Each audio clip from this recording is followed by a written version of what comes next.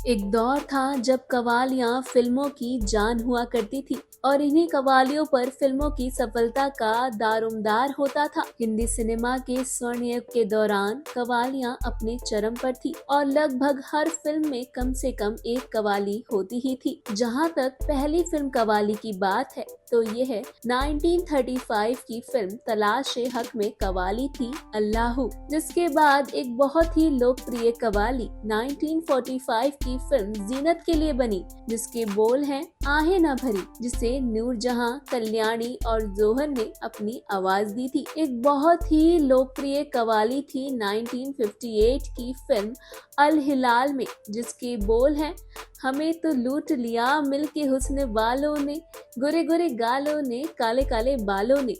अगर बात की जाए सबसे लोकप्रिय कवाली की तो ज्यादातर लोग फिल्म बरसात की रात की कवाली ना तो कारवा की तलाश है को मानते हैं, जिसका संगीत रोशन ने दिया था। इस कवाली की लोकप्रियता के बाद रोशन कवाली किंग बन गए, जिन्होंने फिल्मों में कई लोकप्रिय कवाली दी। रोशन ने हिंदी फिल्म इंडस्ट्री को जो वादा किया वो निभाना पड़ेगा, लागा चुनरी में दाग छुपाऊं कैसे, रहे ना रहे हम महका करेंगे, बहारों ने मेरा चमन लूट कर, ओरे ताल मिले नदी के जल में, मन रे तू काहे ना धीर धरे, निगाहें मिलाने को जी चाहता है, जैसे महान गीत दिए। लेकिन रोशन साहब ने हिंदी सिनेमा को जो कवाली दी उसका दूसरा कोई उदाहरण नहीं है। फिल्म बरसात की रात की उस कवाली ना तो कारवा की तलाश है के बारे में हर कोई मानता है कि ना ही इससे पहले ऐसी कवाली आई और ना ही इसके बाद आ पाएगी।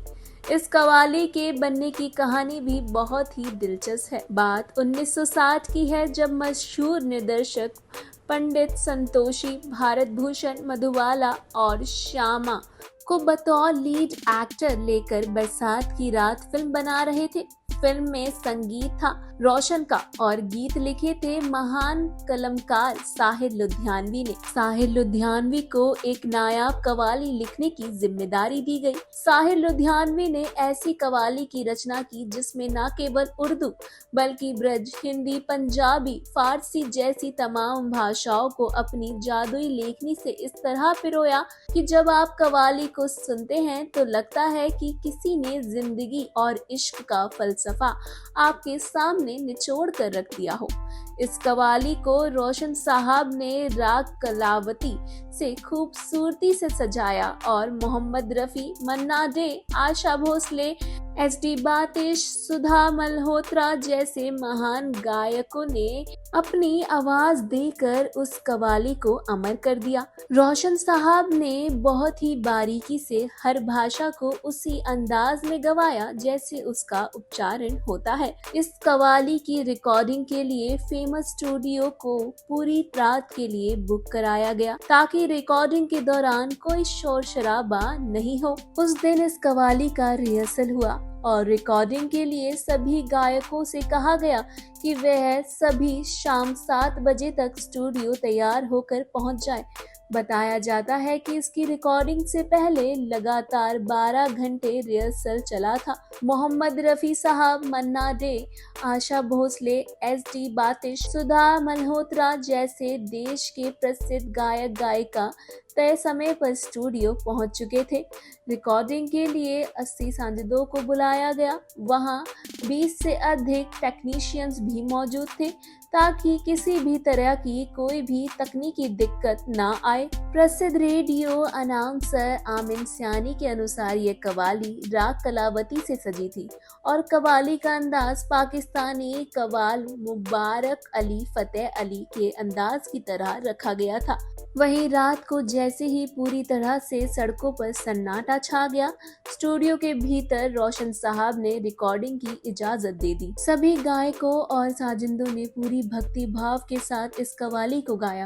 सभी गायक और साजिंदों इस कवाली को गाने में इतने मग्न हो गए कि इतना भी एहसास नहीं हुआ किसी को कि रिकॉर्डिंग सफलतापूर्वक पूरी हो गई है।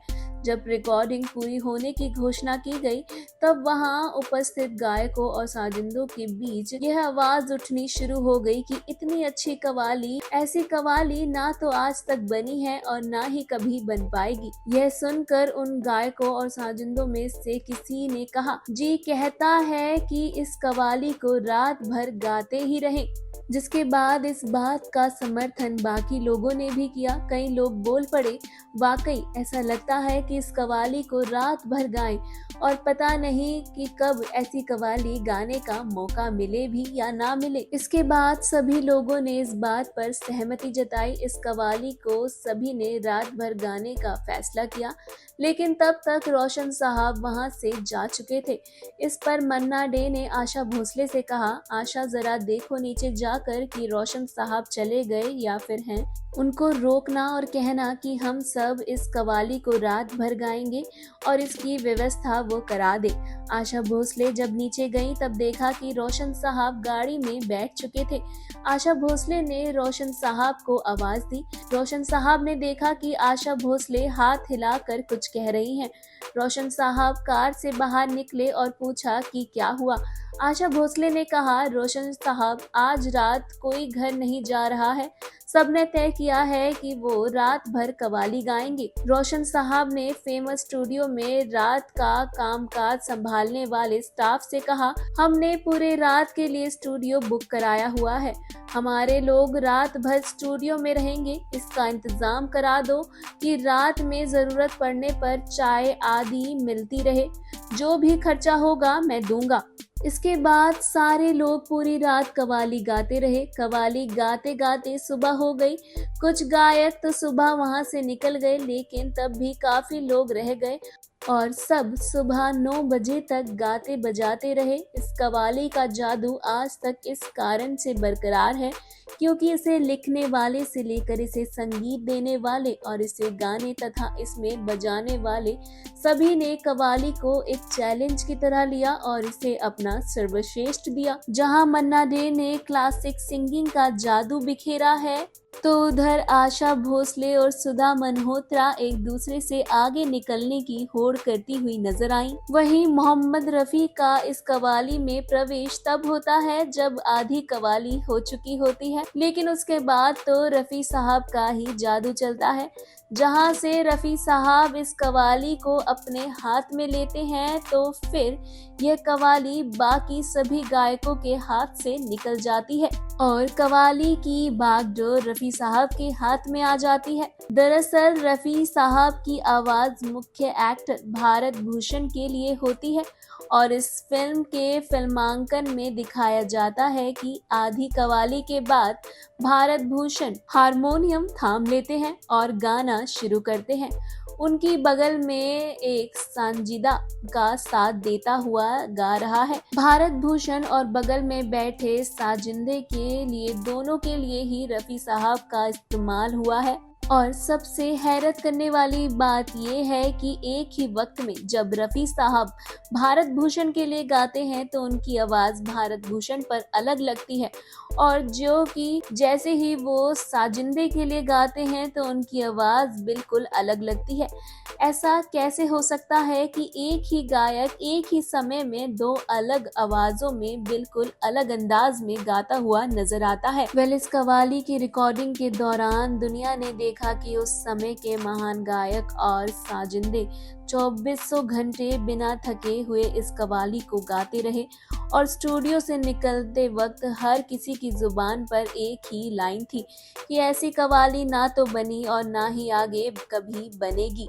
आपको बता दें, इस कव्वाली को बने हुए 62 साल से अधिक का समय बीत चुका है, लेकिन आज भी यह बात सच है कि ऐसी कव्वाली ना तो बनी और ना आगे बनेगी। क्या आपने ये कव्वाली सुनी है? अगर नहीं तो जल्दी जाकर सुनिए और अगर हाँ तो कैसी लगी ये कव्वाली हमें कमेंट सेक्शन में कमेंट कर जरूर बताएं।